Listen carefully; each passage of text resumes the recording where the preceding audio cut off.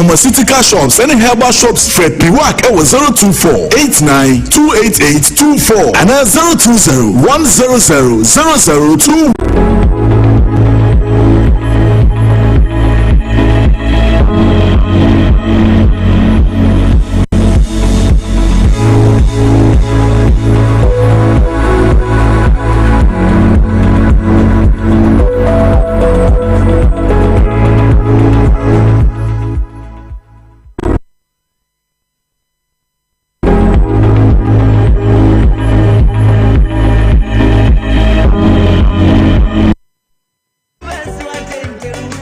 Special good morning going out to you, Little George.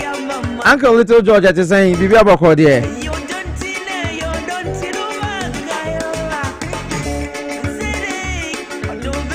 Special good morning going out to you, Apostle General Clement Brecker 2.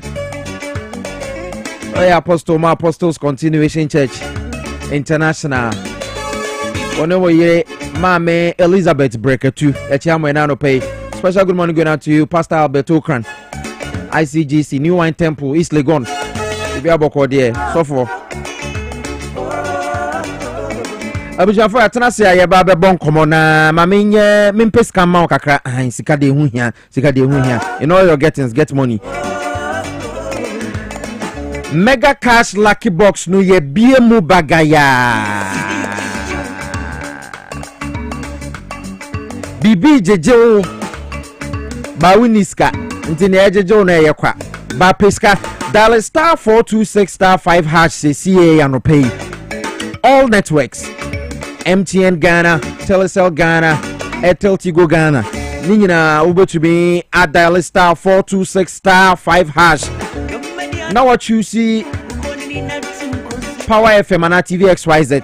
Put you see we are ubo options be by number 1 to 6 and no air boxes nasi can gumno. Choose ba kubia opebia. It is a 1 na choose 1, a 3 na pa choose 3, a 4 na pa choose 4.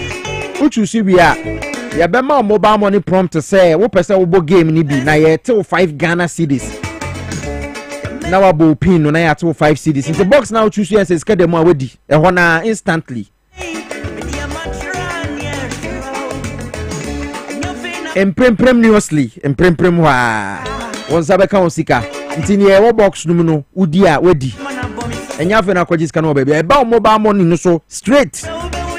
Eti mega cash ne dey there more there obrempota atwa bi otwa so otadi anu otwa odi okwakodi ni fufu pamfama nko no kwa ne kodi star 426 star 5 hash choose Power FM and TV XYZ now for boxes no choose ni ope better 5 Ghana cedis utwa na wendi asan atwa bi ubedi Undi 18 years on can your NLA Caritas platform na so like natural clinics in country fertility problems no bra be bra na ya san ya de amount so tumi awafa ho afa ba kidney diseases liver problems no adaroma ko so like natural clinic Dr. Solomon Apia Kubi wono KNUST trained biochemist wono na this hospital ya ba wo san yare UTI prostate issues ko ya be tumi scan na hu baby our prostate no ho nsem se na sitie infections are holding in ano oba ye be ma wadro ye wo lab wo ye prostate scan ye fibroid scan kokomlemle ena ye wo ye be have senior school dey anis obe friend ye krado ye twen friend say CA 0553932631 0553932631 ofra empenyefo ebejo wo so MTN adwumapa aba eno so eboa MTN adwumapa se wo ye oba wo hustle wo bio business ya the bundle aba eba beboy new business bestie wo dial star 5060 hash I know a man kwa o ya be ma o ya emfa it will oba wo hustle person reach out to suppliers and tentem or riders any customers dial star 5060 hash ya ma bundle amount ya kwa to my internet no so na some insurance so the account MTN Ejumapa powering women in business. And the payals and a down so now watch the war. A down so I check up Haxa Mestra Haxa capsules, maybe no, my bet me about. Ya throw home also time for a do green or pharmacy be a binti also do tatashe and one Haxa Mestra Haxa capsules. Every day they stamp a team so 12 years he corner bet me on Mundi 12 years I want to be numbi. Only my one can want to be numbi. And now my banofons want to be numbi. Pharmacy be a ben will be our crowd bet me any be. Kunlu Ghana Limited for the Drubia by a friend Araba Bazin pills. eyema edro oba ubu nsa na wo bre okwan nsa wo bre eni dani brody friend dysmenorrhea eno no nedro tatashe eye araba bazin pills kunlu Ghana limited for na dia ba o di Mr. Kill ne baye enti wono ma eboa wo ama wabu nsa kama eba bebre eba regulating fefefe yes anina ama ono na san siesie wa himfio ama oba nso wo Piesie ta pharmacy be ben bia okwa obenya araba bazin pills kaso afọ meko G-Card pharmacy Pharmatrust pharmacy wo kaso Unicorn chemist or Malam Junction Ecus pharmacy and so wa Shaiman for 0244139176 0244139176 Kulu Ghana Limited or East Legon a Champion Junction udru wa mpenyi for ebetumi aboa ma bibia akoso medi Moses and so say men control say 31 years nya sha say san yare nya sam ketwa enti anope prostate issues no sexual weakness bema why mere wompem ko sinani ma na wagem tim keja ohunu mututu yetumi de toto bayre mesrew comedy Moses ebema wedro hypertension diabetes typhoid fever malaria yesa wa dental clinic ya wa dental any police station ne di nhwani mu wa dental divisional command no o wa Accra Central obeko AESL building no me wo Ghana Highway Authority NADMO Ministries ya wo ho eje kojofo temafo ya ben school for the deaf Kumasi for obeko ahene makokoben Dr. Yekrado anope say wo twen wo se frɛ no ncheche ni mamu nkyerɛ 0244068447 wo fra mpanyin for bejo so Dr. Medimosis e chawe na anope koso ane bo adwuma efama Ghana e man ni nyina afi o man na tena se o man na tena se ya tena se na yakwa akɔbɔ enkomodi afa o man yi ensama ekoso ewo mo Minua Harrison Kojo Aba communications officer the NADMO Ghana and afi Minua Kasim Isa former NDC youth organizer edema Lejokuku constituency won kran ha say wo matena se ayene ye ne omo ba be bon komo Minuanom me mama che mama kwa ba me starting free Harrison so Harrison it is no we am okode nyame adom nyame nshira so no nyuma pa wo ye di abo Ghana medase madi wa chi kakra asa since our show na se no tafo OSYZ tie baby a na hwe because ya down for Kwame menka gold board Kwame ya chawa no pay entina hade o hwe dwumadi no ano pay nya hwe enti most of time no ahana na ye de ene hwe me hu na jafo fro na wo de aba sao see the dynamics na the idea na asesa sa another level and as sao brand for bia de aba so thanks for doing a good work for Medawano say Harrison Kojo Aba eno no kasa de NADMO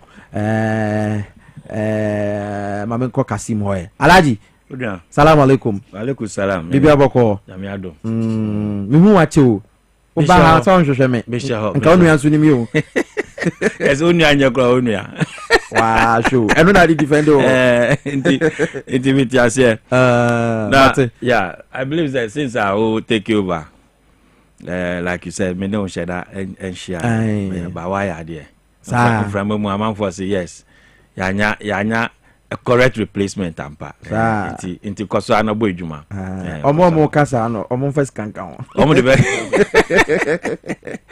inti omo obia like so tell ultimate suan no I will urge everybody say edwuma de be obia no you don't know what to happen. Yeah, exactly. So when you are in it, don't joke with it. You have to always put yourself in it. Okay. Learn from your superior. One day you don't know when you'll be called to auto take over. Exactly. So everybody should learn from what you just did. And Papa Bine Kanas, I must say there is nothing like luck. Yeah. Luck near when you are prepared. Sure. When preparation meets opportunity. Sure. That is what we call luck. Sure. But luck no and that was our now Lejokuku to saying. Adum na hwe Lejokuku.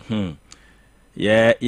Say someone buy aba Lejokuku mo MP NDC and NDC aban na aba. Say and there's so many problems. Na so you say your MP onya appointment. Mo MP no wan.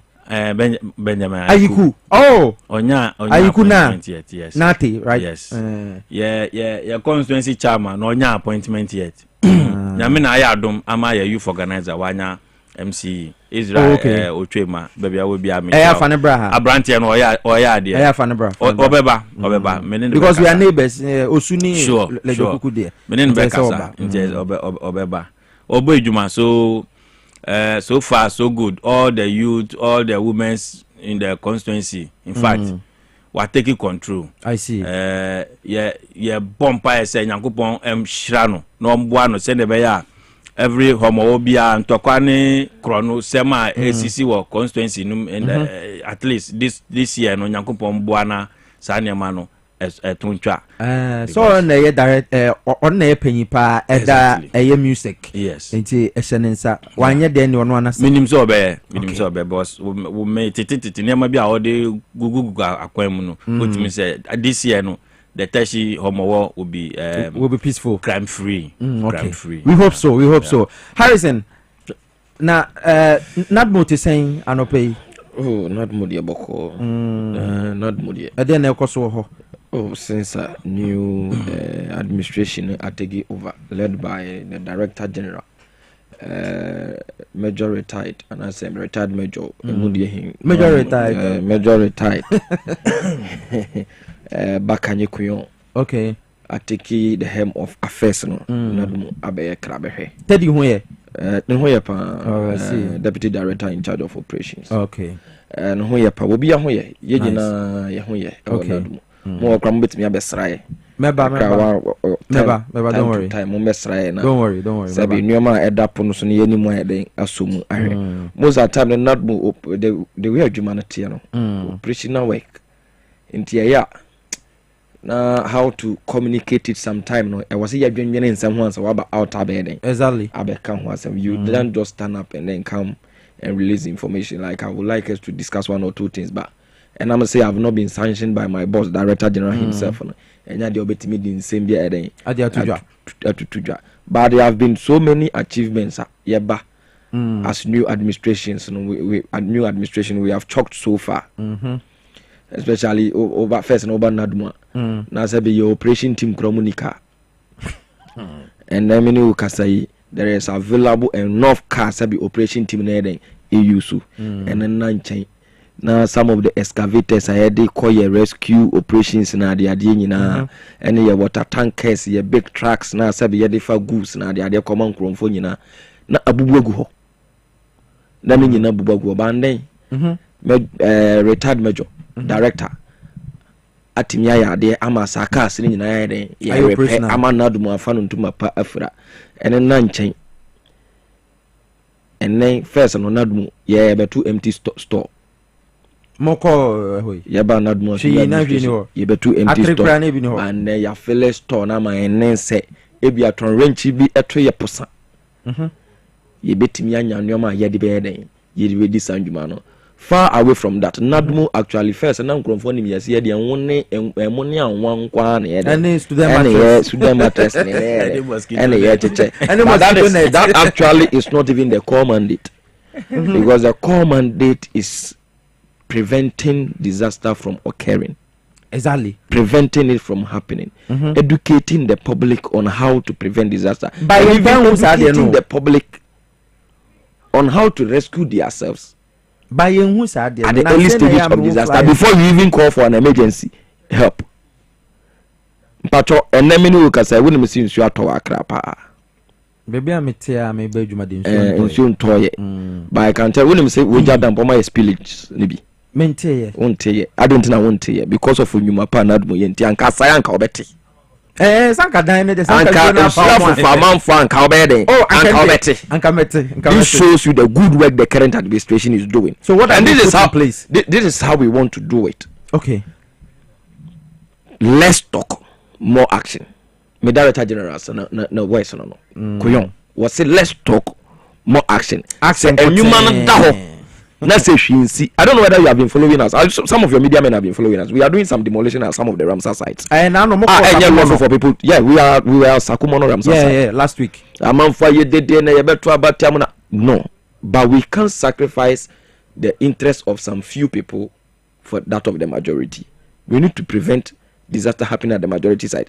Question is, Ramsar site now, sabi individuals are trans as say wodiama and confirm almost see them hono. Nobody has a permit to build at the Ramsar site. That is the fact.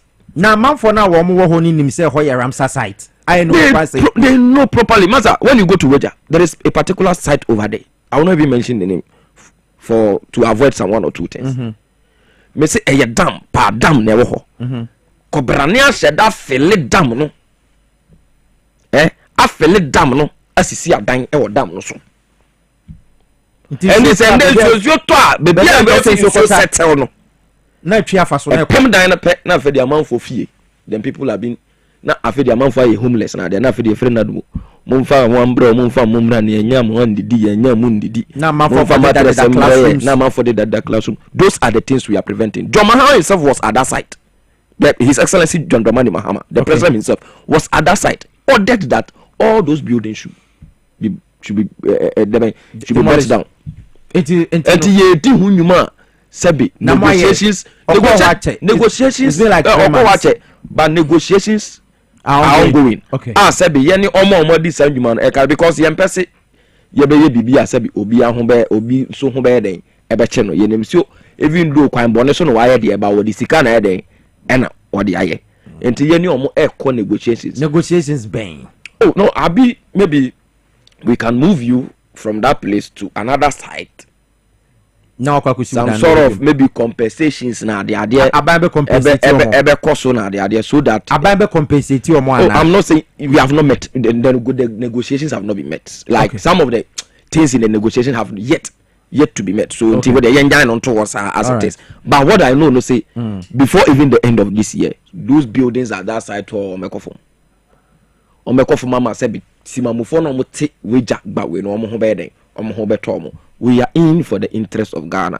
The reset agenda of it so and then okay. We are resetting Ghana once and for all. And with NADMO, with the new director general, you are resetting NADMO from just sharing rice and oil and mattresses to a NADMO who will help us prevent disaster from what? Family prevention prevention no say no.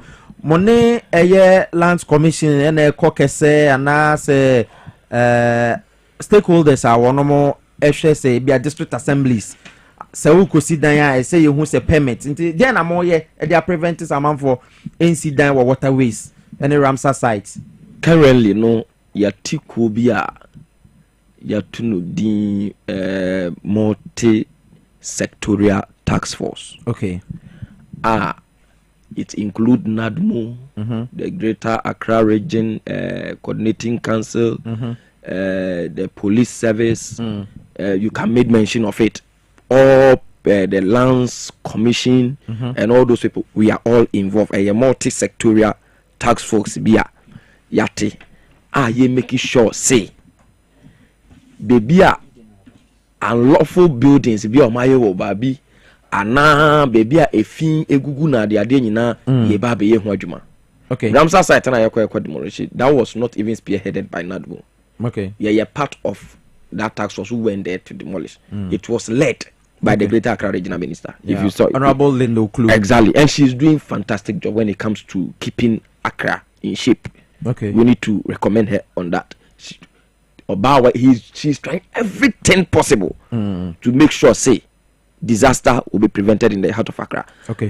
I know you quickly remember what happened at Lakeside. And baby, I'm sure. Lakeside. Normally, you see, normally I'm for Lakeside there. Okay, better than sure you can sure better than I get it Lakeside. But do you know the cause of it? And I've had chance to read some of the findings. And they say there was so much debt in the city. Oh, news site no. News site. I'm telling you, will be surprised. There was so much debt, and Comfort intentionally picked refuse down from their house. The bag, come on, master you to kwine. No, I jato kwine who boko or no ko. As in the referee the baby, obua. And I refuse to go. And no, I jato one. And since you no toy and an epia, you go good drains, nanke was since you no flew from freely. And this is one yakwine far, and also yade. A boom refuse. And that was the cause of the problem at Lakeside. I didn't hear Eba say now we were planning an immediate cleanup before the rain the rain did this thing because at that time no ne omampeni yes selection of MMDCs so it would have been in collaboration with the MMDCs. Okay. But enam say yenya nwie ntino ni yentimi put those things in place. But as we speak now, we will try every means possible to make sure say disaster becomes a thing in the past in the heart of Accra, and that is our target. Ensure ni yanton we yenti ama to me de wo mani atomo so say mon na mo boy adwuma abo ase na be ya ensure nyiri mfa amanfo because Accra de eno na ye problem. Ensure to bia na ensure yira fa Accra for. Well when you see organizations bia one short force kakra wo ho. Even though especially your staff strength ever from number 1. Okay. Number 2, mfidie na ewo si himfa ni adwuma no bebere na anya enya nka ya sa afina director general no and I wouldn't say yenso yenhye da need to misurunku bia munye authority correct yenhye da need to misurunku bia ebe boa ya ma ya di yandwuma totroto yesi obi sidan ka betimi stop no say ha insidan sanwoma ni nyina ye factor we ye new act na ye ho adwuma no ye the parliament enche parliament with the help of parliament no ye bompa so mbe ye authority say we can also take actions on our own, but not to seek for someone's intervention before we take actions. And not to be boa amaduma kuna fa no to ma pafra. Okay. Proverbs had the message about say o hwedwumade na ekosu ye pa na obo mo abaso so ene adwuma mo ye. Good morning Piesie Ose no send me message. Okay. Good morning. Na Ose Honorable Martin Kufia ye Christian Huni Valley Municipal Chief Executive wo boy adwuma omusi markets wo bogoso extend eti men kan fama no ali 1010 wo bogoso no the message we aba me patcho monfa at attorney general Dr. Dominic Ayine video no emma me na member na fe yenko ye discussion so amafo say NDC for aba power na o ma beja do for bank adi amafo sika na den attorney general kasa enra ye boy je ntina attorney general a discontinue ade no we NDC near how do you feel ye tie attorney general quick to reform legal education in such a way that access will be expanded. Okay, so that currently we have thousands of LLB holders who cannot get to, to become lawyers because they cannot enter the Ghana School of Law. All right, we want the bill that I have drafted and which is will be submitted to cabinet this month. Next month. Is to the effect that we are going to literally abolish the Ghana School of Law system. All right. Basically, what we are going to do is that you will have 3 years of legal education.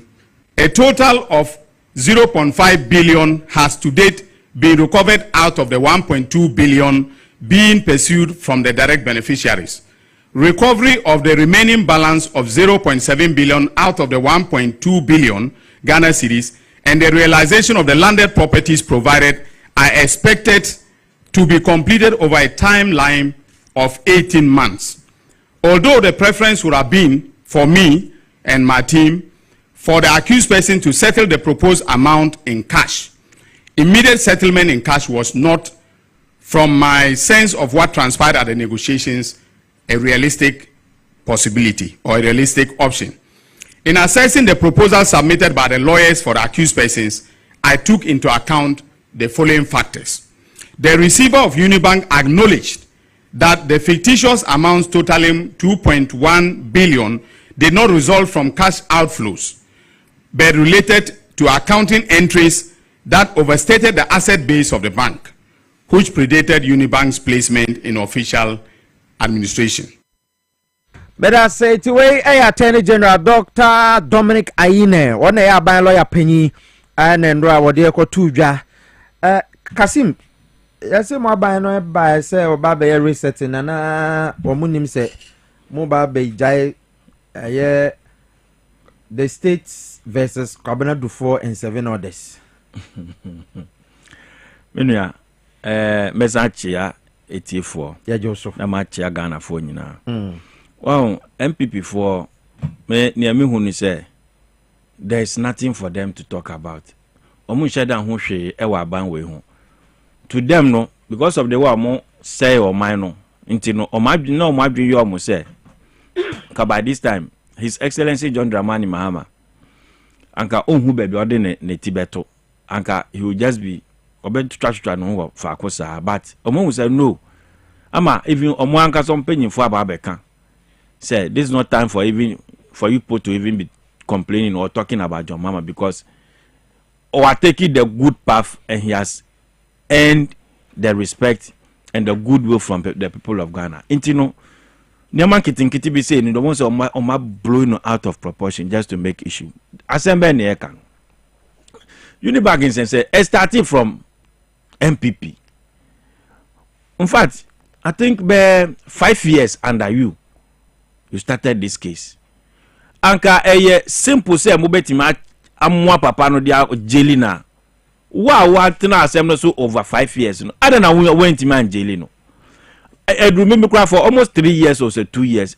The matter was like foolish case. Obia ntihwe yen kokot nya bibia. Mwentima anya hwe. Attorney General Fufuraba.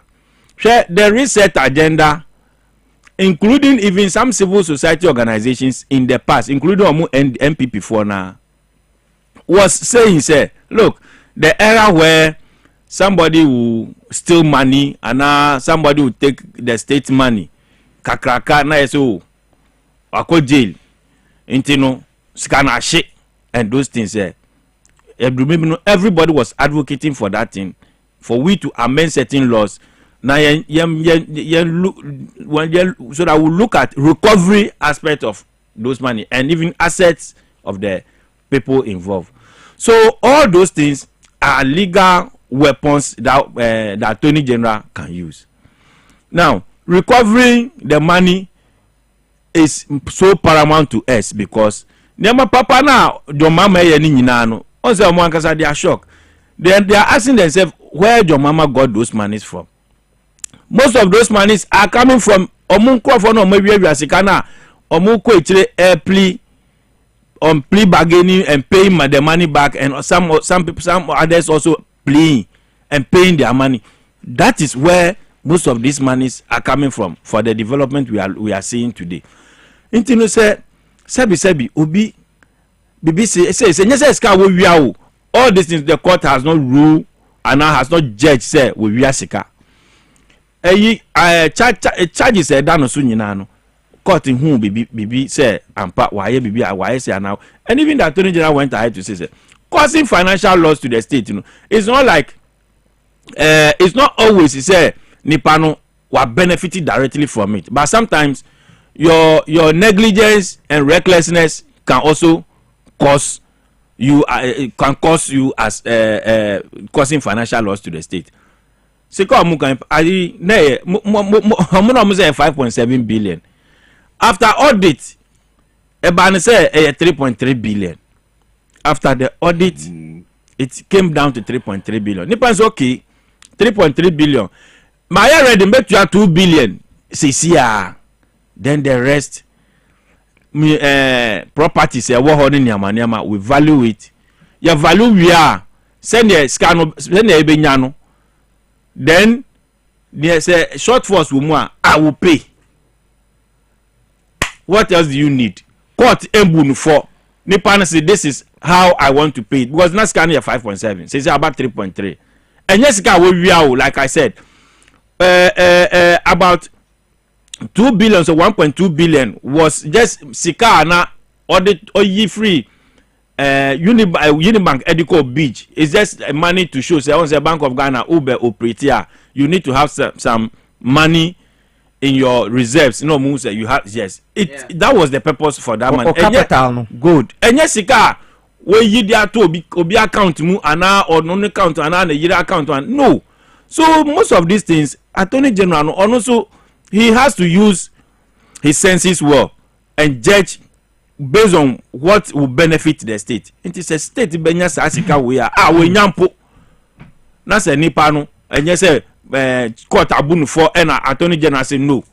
Unlike it's a similar case who follow Atu Asian case no or no the former Attorney General Atu Asian case is the same thing. The man agreed to pay and otua and mo agree say when tuya you go to jail or tuya bi to say na we tua 2 billion na the terms na mo coin no otua kakra afa grubi no ontimi ntua and then the court jail the guy and o call the same adeni ono so se mbetua we tua bi he is paying agreement on my base within 18 months the rest of the money will be paid. So don't train months 18 months in Drew. So when then you can say hey, me time no, me ne agreement na when to mean no court ni jail no atuation. So also say when to mean the court should also why are you jumping the gun? In fact, no only process why. Look, Google the knowledge process that shook Ghanaians. Google it. It's here for you now. Google this thing and read it for you. Yeah, what I say? Delta Force. Akron 418. Say Omumpe Akufo-Addo appointee in 2017. Omubowura Papa no office etwini pie. Police bechi Nkrofo 8. Educall no, you bet you call police station. Subsequently went to court. Omuti court judge on him. I'm on for 8 honum. Escata court on you say near etwin Nkrofo ni pie. I don't know what happened. Gloria Akufo Eko filing no report. This criminal act. Eko filing no report. Yeah, business say what is the reason? They say the only prosecute per the law. The omun need any explanation. It's illegal. No, and you say no. What did the state gain from it? 1,300 now, fine 1,300 each person. Before Okrah, they already knew how much they were going to be fined. Intimate Magana for emblem. And I yang Ebiamo Boabone. No, and your bonnet court in Boon for Nipa will move their court aboom for because they were charged, the videos were everywhere to the extent say even before mobile court they were seen making noise, singing and all those things in the car that was sending them to so they were happy. When you know ena obia etimi ama or mine anya this amount of money. And then you are saying say me no can say in the same way the man was telling most of MPP appointees they come to his office on plea bargaining. So enya the fufro your own people are benefiting from this same thing. And I'm surprised they are doing this. But Attorney General also I'll tell him he should be firm and make sure say he deal with them because when they come with plea bargaining on country say per the standard of Nkrofo no no it means that on the plea bargaining now not just say go transact say our interest be so he should send them to court. The court thing crimes no does problems no does into no who near SSA at least when they bet me so bet you ask can there with the engine na you shift attention to another hard ones na or mine yes scam more tinipa ni try sika na the problem be na wo okay the person will recover 60%. We are talking about those monies can do a lot of work for Ghana. Yes, also cried the landed properties over 820 million. Yes. So what is it again? And when yes, BBT says, like I'm saying, yeah, kobunu for ana ya bunu for ana court no there were case no court no be jailing intino aban na ISA. MPP under MPP for almost 5 years. What did they do? They couldn't do anything. They couldn't do anything to the man. At a point, like I was saying, 3 years the court didn't have case in cry and fret. So those things, if I were the Attorney General, I would do it. Those cases now, because we all knew, say they were just persecuting the man for nothing. Okay. Those cases, all right. He will just treat them fast. If we have to recover some money to for the state, he will do it. And even not the prosecutor doesn't mean say the person has been acquitted and discharged. It means that at that time only enough evidence to continue the case. Okay. So at any point in time, so Nyabia he can recall the case. So what is the issue? All right, Mate, but that's Kasimisa. Mame call Minuya Harrison Kojoabaho. Na my message Cynthia Boabe the message about say the NADMO is doing well, but the staff are suffering. Over 10 years working without promotion. Please help your staff. Promotion. After Facebook na banti. Live Power 979 FM and at TV XYZ. Harrison, where they would mu? Where the main kind was. And your no pe amount for craft frame can once. I send your friend. Yeah, by a problem I have inherited. Okay. It is a NADMO staff for BIB, a regional level to control. They can listen to me very well. A problem Yabe inherited, and we have acknowledged the fact it's a problem. Okay. And in Tiana, Director General, say yeah, a committee that will probe into the promotion of staffs. Okay. And at the right time, no, yeah, the committee need to do a juma about promotion of staff. We have heard say almost about 8 years, 6 years, 7 years, people have not been promoted. They have been in the same rank and all those things. Ebin mo so yes, ebin mo so nsem pattern ya den ya promote. San 19 year ba beti committee ya den. Ne ya hwe san nyuma ni na mu. Nti we na dum adwuma ye ni na wutie mi na ya kawakuma to yim. Yanum nsuo nya den entwen ope. Na mbre pa na be den ebeba ye be yenhwehwemu a wo promotion ya wo deserve bia. I'm promising you on Power FM say won sabe den. Okay. Corruption in Ghana and then Kwabena do for instance me. Rapini, one was MPP for Ankasa and Tassintasia natural. Eh, sir. And I was when you be cocoon. Now, Mujina Honani Pano Po, I tried about one also post to try. And Tassintasia to meet you, my would Dania Bibio Behubia, Onya water bottle, you couldn't show him crop on Fanya from Bonipano. Film Corano Alpha, why going to say a weapon? Opeson from Bonipano. Sanyo man bra penny na 20 before. Okay. So 38% defeat na omukura mu no. Eno na momoni su bru omo hwehwe nye ye. Enti no matter what no was yetimi ye bibi ne ka bibi a eba ma ya stay relevant in the system till see ebesa na ebesa to ababa omo boa. Okay. The omu ye bia no keeps on decreasing the percentage. I don't know whether you have been following the Global Info Analytics survey currently. I am follow. We follow survey currently even in the Ashanti region, in the heart of the MPP Kurano, still the affiliation towards the NDC is increasing compared to that of the MPP. This should tell you the government is doing what is doing something well. Masa amambu anase say beto abama osi brabe bibi ma manfo no enye wo dede na obeye opposition. This is simple and short. Obi chiro nsema NDC for akan. In some yakan, Amaya winning election only makes 30% of that. I'm telling you, the 70% of it was the bad performance of the MPP government. And the Obiani. 70% was the bad. They should rather go back to the drawing board and look at their party very well, structure it, and many some papa binya the encounter Ghana for than this go in go out in same year. Sa se noli prosecute no mun tibi da se brofo na mix you mo se dan yo mintimi enye de mintimi ehu a se o maka ho asema bra pani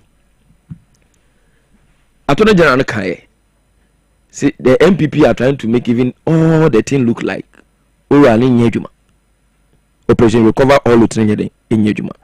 I don't know whether you have also heard say omo a sebe ora nansa ka o mo sisi ano are passing back doors. Sir, see you discan bedding, you discan beba. Oh, it is also allowed. See the Nangas operation recover all loot. Into more discano. We are recovering the loot. Sikabia wajina nyembra kwanso ana sikabia wa fabia sebe and was say ofa I nyabodi. Say ye hwehwemu na se won se hwehwemu ye bedi aboa. Bra pani. Na se wo se hwehwemu e bedi aboa na se wo de beba. Why not that in the yenye? You think we are interested in jailing people? The main focus is not jailing them, but recovering the loot now. Afa yede be bogana humbra. That is what we are doing. It is any kana se sebi. Want me am fam ma ana wo so aye hwe na se the way aye bia wo de na de ase aye extraordinary. That is why maybe you may stand prosecution and maybe go to face a jail term. Okay. And that is very clear. It's do for same way. You see, me bra kan na me person me so kakra just in some 30 seconds. So na yempon. Was it MPP4 they had power. They had the attorney general. To an extent cross no mame. Chief Justice Okrah no mo munipa. Ale na matuni de onso no mame. Oso say you guys say manyanti e bi kwase o corporate organizer MPP. Ale na me Chief Justice nsa. O say MPP agenda no pe. Woman organizer. And then one chief justice Ayaka na asema akwa press conference. Judge ono osake judge for but we do press conference that but we do press conference. Wala ka wasem na enko. They had everything. The interior minister, defense minister, bibia. No omo wo akwanya so meden ombe jeli do for. But do you know what? They couldn't even when they achieve we do for no. They couldn't even achieve that. And they should be ashamed of themselves. They couldn't even achieve that. But yeah, they do for me akwatena. Ya toni jana ni do for no matimi akwatena. Abagenia won say no. It is better because ye hwe aboni bi anim. Bank there amount for any bank there boka. Banks be no matumu okruma. MPP for bank be no matumu okruma. Obi na dis kanaba. Obi na sasika na omadi abo aban kan obi na dis kanaba. I think so it's over 200 financial institutions. That is it. But do for the end there yetimi anya bibia den afrim. We are not interested in jailing people, but to recover whatever we have lost. Do for me the statement some time ago. Say, now contractors said the mobile in loan. Oh, Unibank war. I acquire a buying Casa project. Sika Eramu home choir almost about 2.9 billion Ghana cedis. Anke was a buying Triamano. No, so fan the creditors. No, a bank to me and Yabiamano. And in turn, so sometimes you see where the fault is coming from. Sanyoma when you money na ya that they say sometimes the fault may not be coming from what the company itself. Because bank the enemy say omudi sanjuma no eda de no mudi. Okay. Obabusia no wa betray in interest. Omabusia no wa betray in interest, and with that interest, and that is why he also mitigate his profit. Okay. And this and that what the amount contractors are more buying and kasa the amount contract. I want to be contractors. When you say contractors, we will know who MPP Abreso. We have lost a lot of contractors in this country in the regime of MPP because no Muntu Amoka. There was this particular month at Joglo near campaign. We could do Papa and Chebra Penny before I end even the show. I'm ending here. Yeah. No a contractor. Oh, since I send your friend. School he be at your mama see 200 e-blocks no. E-blocks. On MPP Abreso no what me then what me awie. MPP Abreso and what me awie e-block no. Nti na wo so omo na omo ye de omo na omo credit no bajo de meka no so ate ase papa ya twa ono so oje ne sika no wo one of the banks I would like to remember no it was not Unibank it seems Ecobank or so o twa so metwa no oje akotwa na debt wa twa time na bank na man na ye den I lapse de bia na bank phone nam no fi one day bank phone be do omo kire masa and then ye bana se one fa sika maye. Next time I ever ban, we will come here to seize your properties and whatever we will lay our hands on. Brapeni. Papa ni tifie ye no nduma want to bag for bowra horse and the pay. Papa na tiahwe wa yari stroke straight. Asempa na metro. Stroke afa papa na besi nen. And this was some of the things we went through under the MPP. That is what I'm saying. Say, Obibia ara what me survive under the MPP in the 8 previous years. Biana. And was it your mama hwe kwan bi so no my certificate. A certificate of survivor. All these things went into it. Okay. That is why now we want to rather retrieve money from Dufo than pursuing an empty case. It is better. And this omun tiasia, omun ko revisit omun drawing board no omun hwe ho ade yiye. But as Harrison Kojo by Cassava for the man NADMO and I'll tell them Kano and Kasim and so Hameba. I go to clinic premature ejaculation 1 minute man Mr. Jai and yet emphata won fe Jai. Kwa go to clinic. So to me general na so kama pa. STDs enemu ade bia nemu yade enemu nkanko bibia.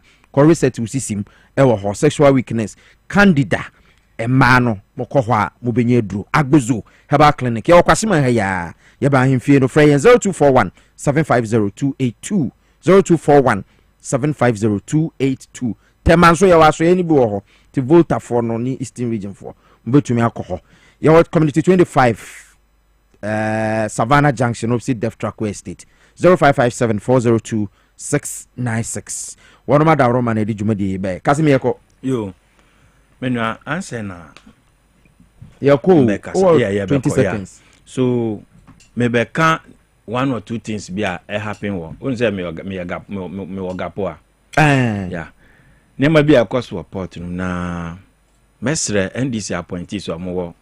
Your mama appoint you to the Ghana Post and Harbours Authority. say they should listen to the party people. No appointee should think say or honoma and no. In 2017, now Namu feel say Abansi San he will continue to be there. So he was helping the MPP people more than the NDC people.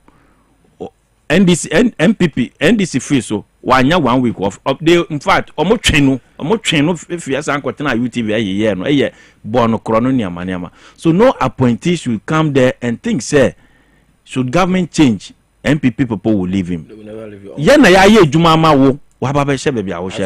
So don't think say you are on your own. No. Share enu amu ye board meeting. Me be kire pictures bi. Abayo bia oye me hu picture. Oh picture no. Oye de ben kan ehun hia me. Look at this lady. Hey. Share no. What dey me ba? Share no. Share one way no board meeting. Hwan no. Oni ni bochama asedun kiti ane.